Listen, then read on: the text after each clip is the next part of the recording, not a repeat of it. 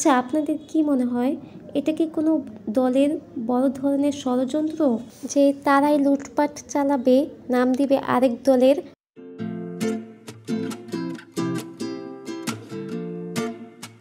আসসালামু আলাইকুম।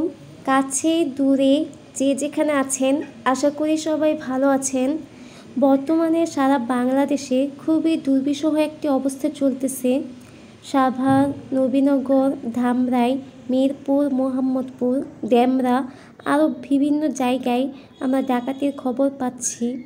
আচ্ছা, আপনাদের কি মনে হয় এটা কি কোনো দলের বড় ধরনের ষড়যন্ত্র, যে তারাই লুটপাট চালাবে, নাম দিবে আরেক দলের, যাতে অপর দল কালারিং হয়, যাতে তাদেরকে কেউ সাপোর্ট না করে? নাকি এটা বিএনপি জামাতদের কাজ? নাকি এগুলো লোকাল গুন্ডামাস্তানদের কাজ? কমেন্ট করে আপনারা আপনাদের ব্যক্তিগত মতামত অবশ্যই জানাবেন। তবে আমাদের এখানে আল্লাহর রহমতে এখনও কেউ কোনো ধরনের চুরি, ডাকাতি বা কোনো ক্ষতির সম্মুখীন হয়নি। আমাদের মিষ্টি কুমড়া গাছটা মাশাআল্লাহ অনেক ছড়িয়েছে, এতে অনেকগুলো ফুল আসছে। তো আম্মুকে বলতেছি চলো আজকে এগুলো দিয়ে ফুলের বড়া বানাবো। আম্মু বলল ঠিক আছে চলো, তাই ফুলগুলো উঠিয়ে নিচ্ছি। লাউ গাছ কিন্তু আমাদের এত ঝোপালো হয়নি, কিন্তু মিষ্টি কুমড়া গাছ অনেক ঝোপালো হয়েছে। দেখেন পাতাগুলো কত সুন্দর দেখতে হয়েছে, তাই না? লাউ পাতার মতো করে যদি মিষ্টি কুমড়ার পাতাও খাওয়া যেত, তাহলেই না এত ঝোপালো গাছ দিয়ে উপকার হতো। আচ্ছা, মিষ্টি কুমড়ার পাতার কি কোনো রেসিপি আপনারা জানেন? জানলে কিন্তু কমেন্ট করে আমাকে অবশ্যই জানাবেন। আর এই যে আম্মু কতগুলো মিষ্টি কুমড়ার ডুগা ছেড়ে নিচ্ছে, এগুলো শুটকি দিয়ে রান্না করা হবে। আর এই যে আমাদের গাছের কতগুলো পেয়ারা পেকে গেছে, সেগুলোই ছিঁড়ে নিচ্ছি।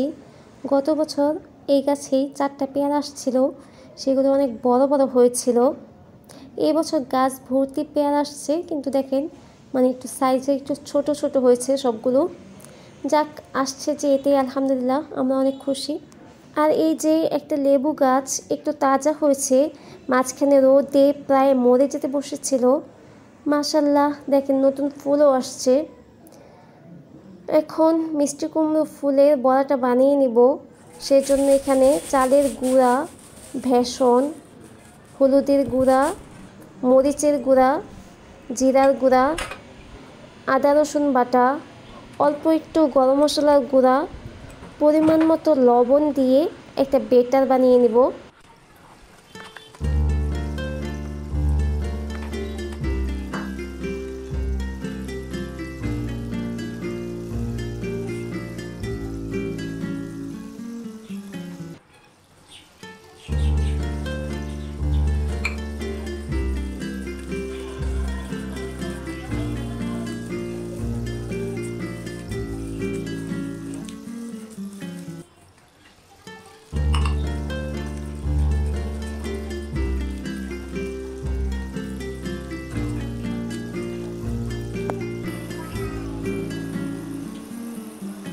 এবার এই বেটারের মধ্যেই ফুলগুলোকে চুবিয়ে চুবিয়ে গরম তেলের মধ্যে ভেজে নেব।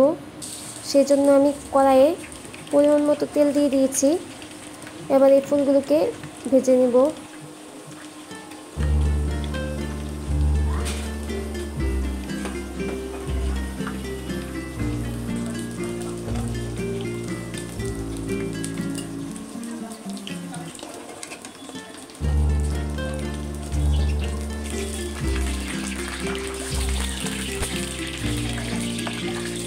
কার্পেটটা ধুয়ে দেওয়া হয়েছিল ময়লা হওয়ার কারণে, সেটাই শুকিয়ে গেছে। তাই আজকে কার্পেটটা বিছিয়ে সোফাগুলো সেট করে নিব। ধন্যবাদ সবাইকে ভিডিওটি দেখার জন্য। আজকের ভিডিওটি এই পর্যন্তই। সবাই ভালো থাকবেন, সুস্থ থাকবেন, আর অবশ্যই সতর্ক থাকবেন। আর আমার ভিডিওটি যদি ভালো লেগে থাকে, তাহলে আপনারা চাইলে ফেসবুক থেকে ভিডিওটি দেখে থাকলে পেজটাকে ফলো দিয়ে রাখতে পারেন, আর ইউটিউব থেকে দেখে থাকলে চ্যানেলটাকে সাবস্ক্রাইব করে রাখতে পারেন। ধন্যবাদ সবাইকে।